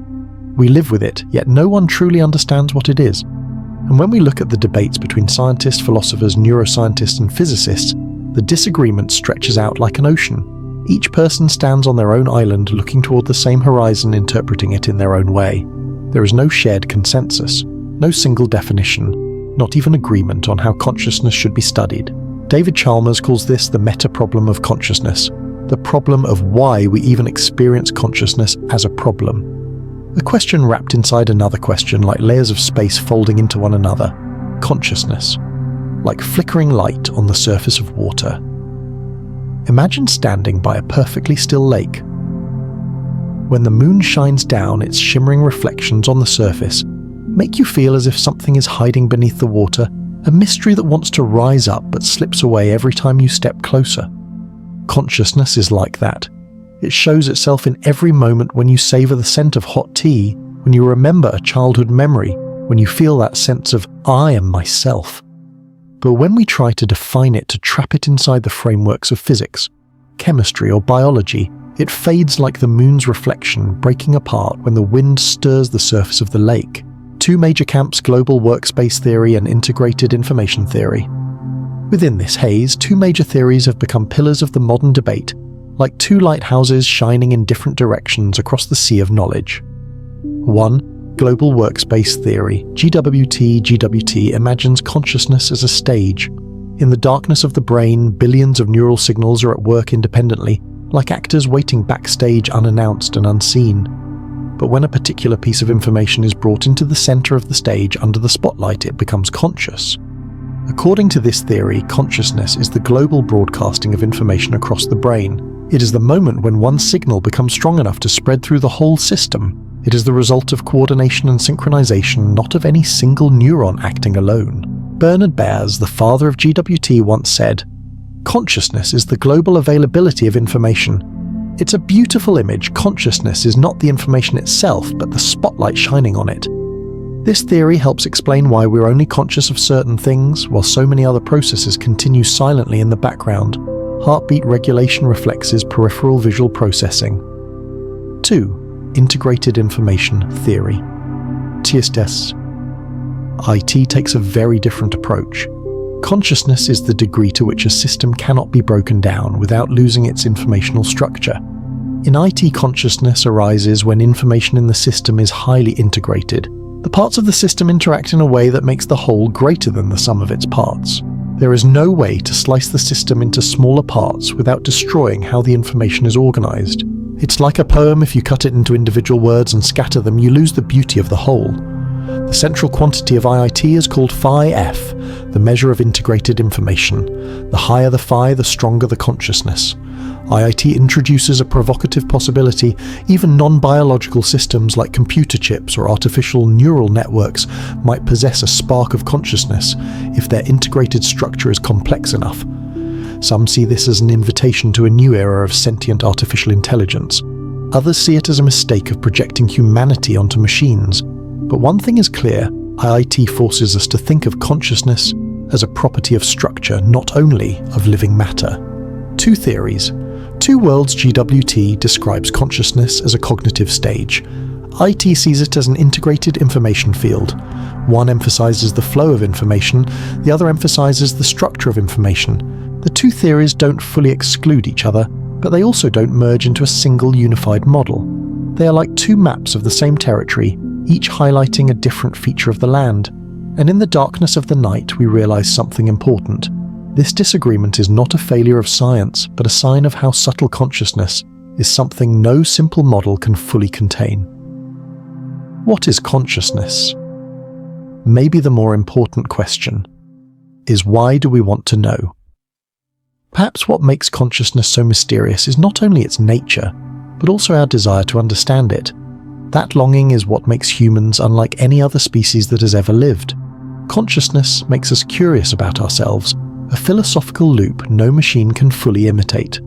Carl Jung once wrote, "Who looks outside dreams, who looks inside awakes." And consciousness is that moment of awakening when the universe looks at itself through the human brain. To explore even more deeply whether consciousness might emerge from quantum oscillations in the brain or from a form of information organization that transcends classical physics, the next part will take us into one of the most controversial regions of modern science, the hypothesis of quantum consciousness.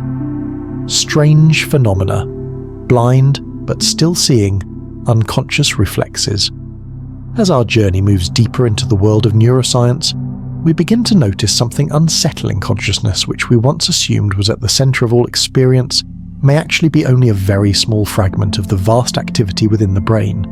There are phenomena so strange that they make both scientists and philosophers pause, take a deep breath and ask, if there are moments when a person still sees without knowing they see, then where exactly does consciousness live? One of the most astonishing phenomena is called blind sight. People who have damage to their primary visual cortex V1 lose conscious visual perception. They genuinely believe they are completely blind and cannot see anything at all. But when scientists ask them to guess whether an object is moving left or right, they guess correctly at a surprisingly high rate. They say, "I don't see anything, but I know where it is." In the quiet of the night, we can feel the gentle paradox in that statement. A person who doesn't see can still avoid obstacles, react to movement, and sense direction, all without any conscious awareness that they are doing it. Visual signals are still entering the brain. The brain is still processing information. The brain is still making decisions. It's just that consciousness isn't involved. So, where is consciousness? If the brain still sees when we are blind, Blindsight suggests something many neuroscientists are beginning to accept.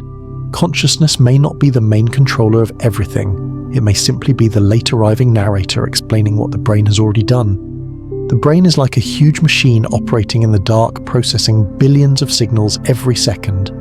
Consciousness is just a small beam of light shining on a tiny portion of that activity, like moonlight illuminating only one corner of a lake, while the rest lies silent in shadow. Blindsight is not the only example. Unconscious reflexes, rapid decisions, and intuition also show that the brain is constantly taking action, without the I, the conscious self, having to step in. We pull our hand away from a hot stove before consciousness registers the pain. We slam on the brakes in an instant before the verbal part of the brain has time to say danger. We walk without thinking about each individual muscle. We read someone's facial expression before we know we've even looked. It's as if there is a second brain inside the brain, silent, ultra-fast, powerful, and unconscious. Consciousness is not the driver, just the storyteller. Many modern neuroscientists now agree that consciousness might not be the driver of the car, but the passenger in the back seat watching the road and saying, "Oh look, we just turned left," even though the decision to turn was made earlier. Neuroscientist Michael Gazzaniga once said something that startled many people.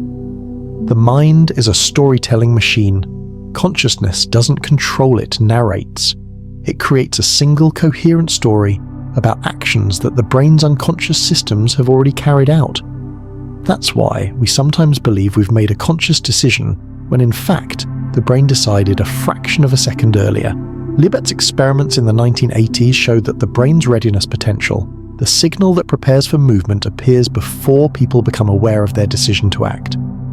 Once again, consciousness arrives afterwards softly like an echo. We feel before we know. Imagine the brain as an iceberg. The part above the water is consciousness. The massive part below is the unconscious. The visible tip is bright, quiet, full of language and self-awareness. The submerged part is ancient, powerful, and incredibly fast. When a person with blind sight avoids an obstacle without seeing it, shows that many visual processing pathways don't require consciousness. When we react to a sudden sound, the brain uses older circuits to protect our survival. And this raises a profound philosophical question. If consciousness doesn't control most of our behavior, then what is its role? Consciousness as a flashlight on a wide screen. Maybe consciousness is not the driver, but the flashlight that shines on a small part of the brain's enormous screen. The screen is always running, always changing, always processing countless signals. But consciousness only lights up one tiny region, just enough for us to construct a story of who I am, what I did, what I want. In that sense, consciousness is not the foundation of life, but the emergence of experience, of meaning, of felt existence. And the most fascinating part is this: the brain can operate with astonishing efficiency even when that flashlight is turned off. Consciousness as the tip of the iceberg, beautiful, fragile, and not strictly necessary. Strange phenomena like blindsight, being blind yet still seeing, unconscious priming, automatic reflexes, lightning-fast intuition, all suggest one thing: consciousness is not the whole picture. It is only the illuminated part. This does not undermine the value of consciousness, it makes it more sacred. Consciousness is the moment we realize we are alive, that we are thinking, that we are feeling. It doesn't control the world, it reflects it. Like the moon's light doesn't create the waves, but lets us see their beauty. And to understand more deeply this interference pattern between consciousness and the unconscious, between the lit and hidden parts of the iceberg, the next part will lead us to the most central question of all: could consciousness be the result of quantum oscillations in the brain? A bold, controversial, yet incredibly captivating hypothesis. Could a fundamental particle be slightly conscious? As we venture further into the long search for the nature of consciousness, a question arises softly like a night breeze, yet with the force of an undercurrent deep beneath the ocean of thought. Does consciousness suddenly appear only at the level of the brain? Or has it always been present in everything? This question makes some people hesitate, irritates many scientists, and makes many philosophers feel strangely at home. But sometimes to understand something vast, we have to begin with what is tiniest: electrons, quantum vibrations, delicate fields that seem to be whispering more than speaking. If one neuron firing a tiny electrical spike between two nerve cells can be seen as a micro-unit of consciousness, then what stops us from asking the next question? Could the electric charge of an electron or the oscillation of a quantum field carry something like the seed of consciousness? Not full-blown consciousness, not the sense of "I think I feel," but a faint glimmer of the capacity to experience something, a proto-consciousness, a dim embryonic form of subjectivity, like a primal spark before it becomes a flame. From neurons to fundamental particles, a leap that's not entirely absurd. When we look at the human brain, we see 86 billion neurons, each one connected to tens of thousands of others. Every time we think about something, a memory, a face, a dream, millions of neurons fire at once. From this perspective, consciousness seems to arise from structure, from organization, from the delicate interweaving of billions of small units. But each neuron is made of molecules, each molecule is made of atoms, and each atom is made of fundamental particles, electrons, protons, neutrons, the basic building blocks of matter. So the question remains gentle but persistent. If charge, spin, and quantum oscillation are the bricks that build the brain, could consciousness be a property that emerges from the way they interact? Or did they already carry within them a tiny faint spark of experience? A controversial hypothesis: panpsychism. This question leads us to one of the oldest and most controversial hypotheses about the nature of consciousness. Panpsychism, the idea that everything has a little bit of mind. Don't misunderstand. No one is saying rocks feel sadness or electrons fall in love. That is not the claim. Panpsychism suggests that every entity in the universe might possess an extremely small degree of consciousness, an experience-like quality, a primitive capacity simply to be itself. Philosopher Galen Strawson once said something that made many physicists pause. You can't get consciousness from non-consciousness. You can't create consciousness from something that has no relation to experience at all. What he means is, if the brain is conscious, then the matter that composes the brain cannot be completely devoid of all experiential properties. If absolutely nothing in the ingredients has anything to do with experience, how can experience suddenly appear in the final dish? It's like trying to cook sweetness when none of your ingredients contain anything that can produce it. Panpsychism suggests that consciousness does not pop into existence from nothing, does not switch on like a sudden bolt of lightning, but is the result of uniting and integrating countless tiny units that each carry a faint experiential aspect. When billions of these units connect, their experiences combine, forming what we call human consciousness, a universe with microscopic awareness. Not so far-fetched. Imagine a symphony. Each instrument on its own produces a small, sometimes rough, sometimes simple sound. But when everything is played together, the music becomes a sky full of emotion. Panpsychism says the universe works in a similar way. An electron might only have one tiny note of experience, a barely noticeable vibration, but when billions of those notes interact, they form the symphony of consciousness. Like a light shining into the dark, this hypothesis makes us look at the universe differently. Everything from photons and atoms to stardust, and your neurons might possess a small portion of something like feeling. Humans are not the universe's only center of experience. Consciousness is not necessarily the exclusive privilege of biology. It may be a fundamental property of reality itself, like charge or spin. But is any of this scientific? Many physicists reject panpsychism because they see it as untestable. Others reject it because they feel uncomfortable with a universe that is too alive. But here is what's interesting. Two modern fields, information theory and quantum mechanics, are increasingly aligned with the idea that information and experience might be deeply connected. John Wheeler, one of the great physicists of the 20th century, once said, "It from bit. Reality arises from information. If information is the foundation of the universe, then could experience a special form of information be a parallel foundation? That question remains open like a lonely star hanging in the sky of our understanding." Consciousness. Flame or ember? Perhaps human consciousness is not a flame that bursts out of nowhere, but the peak of a long process where countless tiny quanta unite into light. Like embers glowing quietly within each electron, each photon, like a faint knowing existing at the very bottom of reality, a universe in which everything holds a small share of aliveness, a gentle whisper in every quantum vibration. And to explore whether these quantum vibrations truly play a role in our experience, the next part will lead us into one of the boldest yet most beautiful hypotheses of our time: quantum consciousness in the brain, where neuroscience and quantum mechanics meet like two rivers joining under the light of the moon. Part 19. The risk of setting a threshold for consciousness. After we've walked through the strange landscapes of philosophy, quantum theory, and neuroscience, another question gently rises out of the night, and this time it's not only scientific. It reaches down into the deepest layers of ethics and human dignity. What happens if we try to set a threshold for consciousness? At first, the idea sounds simple. If consciousness depends on the complexity of a system, as many scientific models suggest, then we might be tempted to say a brain with enough neurons has consciousness, while a less complex system does not. But like everything in the quantum universe, what seems clear from afar becomes blurry when we look more closely. Boundaries, or the illusion of boundaries. In nature, there are no clean straight lines dividing levels of complexity.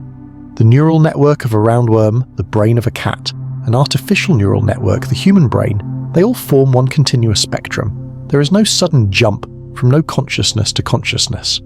And that's where the danger lies. If we insist on drawing a line, we may be creating a dangerous illusion about the nature of human beings. Throughout history, humanity has made many tragic mistakes whenever it tried to define human value based on thresholds of intelligence, thresholds of culture, thresholds of religion, even biological thresholds, and every time those attempts have ended in catastrophe. If we claim that only systems above a certain level of complexity truly have consciousness, we may unintentionally open the door to deeply troubling debates. Which species deserve moral treatment? At what level does a newborn baby have enough consciousness?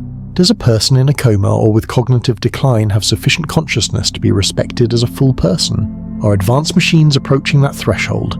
Each of these questions is like a small flame that can grow into a wildfire of conflict.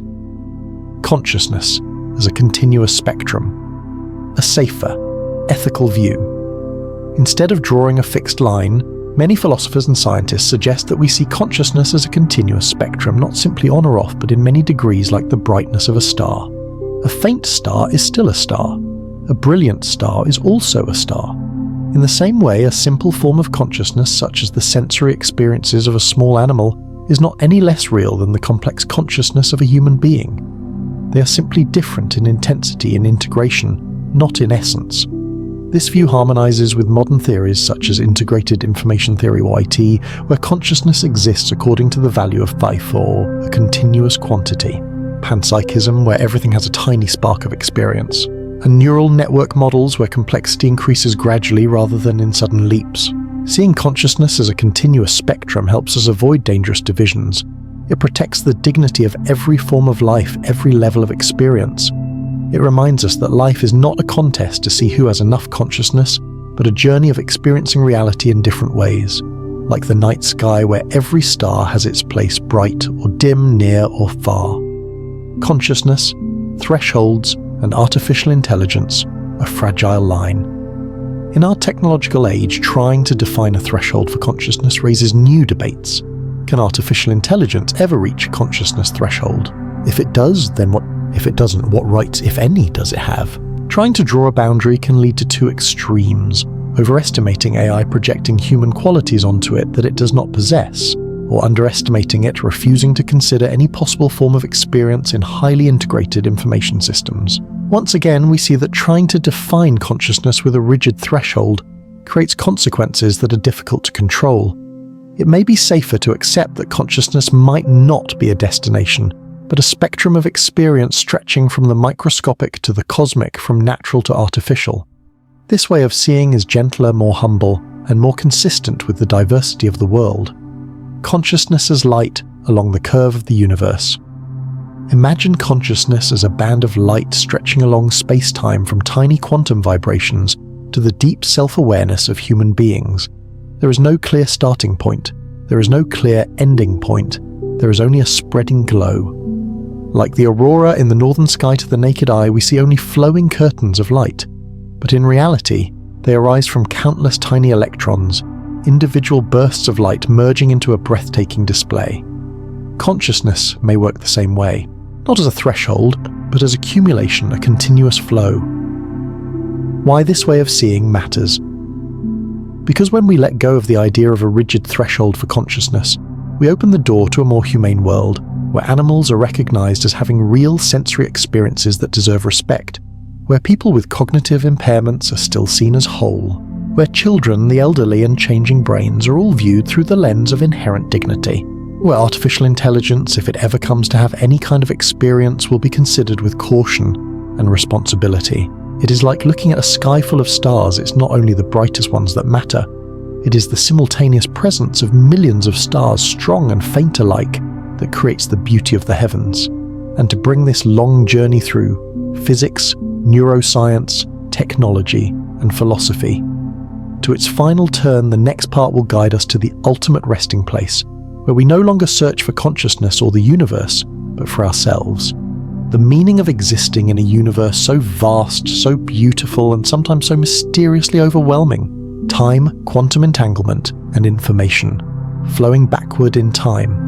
As our journey reaches the deepest regions of the quantum world, another door opens, no longer just about particles, waves, consciousness, or information structures, but about time itself. Time, something that seems so familiar, flowing from past, present, future. But quantum mechanics, with its gentle yet radical paradoxes, whispers a very different story. Time does not behave the way our intuition tells us. To begin, we have to return to one of the most important theorems in modern physics, Bell's theorem. John Bell, an Irish physicist, showed that if the world truly followed classical intuition, where particles have definite values, independent of measurement, then quantum particles could not produce the experimental results we actually observe.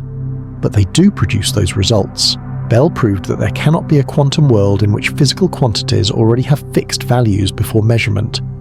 These tiny particles, electrons, photons, spins, do not possess their properties before we measure them. They exist in an indeterminate state, like a piece of music not yet played a story, not yet told a painting waiting for its first stroke. Only when measurement happens does reality decide. Not before, not independently, exactly at the moment of interaction. This is shown most clearly in experiments on spin correlations, where two particles are created together, then fly far apart over kilometers, yet behave in a tightly linked way, as if they were still side by side. Quantum entanglement connection beyond space and time.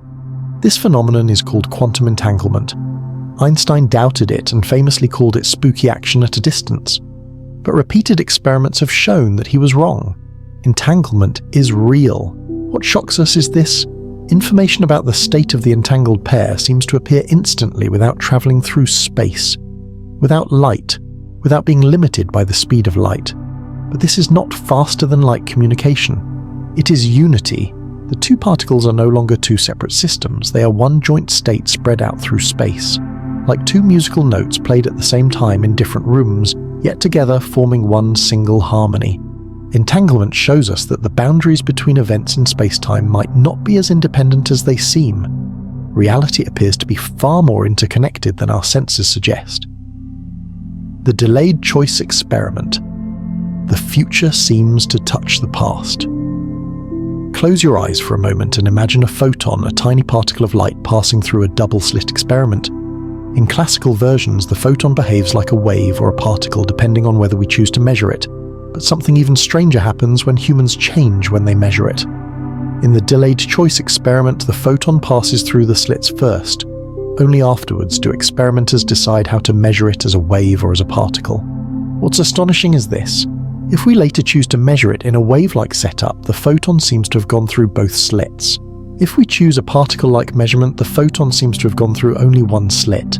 The measurement we choose in the future, the experimenter's decision, appears to influence how the photon behaved in the past. This is not time travel. This is not sending messages to the past.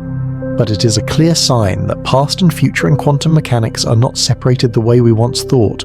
It's like writing a story, and only when you reach the final page do you realize the meaning of the first chapter, and that first chapter seems to change according to what the ending reveals.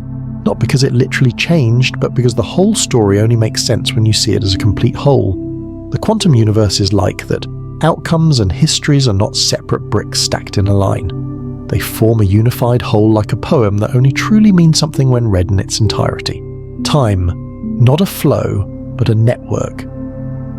From quantum entanglement to delayed choice experiments, one insight becomes increasingly clear. Time is not just flowing from past to future in a simple way. In our classical model, time is like a river flowing in one direction, steady and smooth. But in the quantum world, time looks more like a network. Points in the network influence one another in ways that are not linear, not sequential, not sharply divided. There are moments when the past doesn't seem fully fixed until the future occurs. There are events where information does not travel. It simply exists as part of the unity of the whole system. Physicist John Wheeler once said a very poetic line perfectly suited for quiet nights like this. The past exists only insofar as it is recorded in the present. The past exists only to the extent that it is encoded in the present. That sentence is not just philosophically elegant, it is also deeply compatible with quantum theory. Not time travel, but a shattering of our intuition. The crucial point is this: no experiment so far has shown that information can truly travel backward in time. There is no evidence of physical time travel. No grandfather paradox, no closed time-like loops of science fiction. But all of this does show something equally profound. Our everyday intuition about time may be completely wrong. Time is not a wall separating events, not a single straight line, not a cosmic clock ticking uniformly everywhere. Perhaps time is a hidden dimension with many layers network in which past, present and future are like musical notes in the same symphony, connected, resonating, forming a whole that surpasses our ordinary understanding. And to bring this journey to its final close, where we no longer ask what the universe is but who we are within it, the next and last part will weave everything together in a gentle reflection about meaning, existence and the fragile beauty of being a creature who can ask questions about time. As we end this voyage through quantum paradoxes that have puzzled humanity for decades, a soft but weighty truth emerges. It's not that the universe is too complicated, it's that our own intuition has limited the way we see it. Those tiny particles do not obey the familiar logic of everyday life. They are like musical notes that only become a melody when we learn to listen with a more open mind. Perhaps our greatest mistake is not that we misunderstand, but that we trust the familiar too much. When science reminds us that reality is not always what our eyes see, it is also an invitation to accept the unexpected, the unexplained and the hidden beauty beneath apparent chaos. Because in the end, exploring the universe is also rediscovering ourselves small, curious and endlessly hungry for understanding. May you have a peaceful night, and who knows, perhaps in your sleep, you'll brush lightly against a quantum secret that humanity is still trying to find.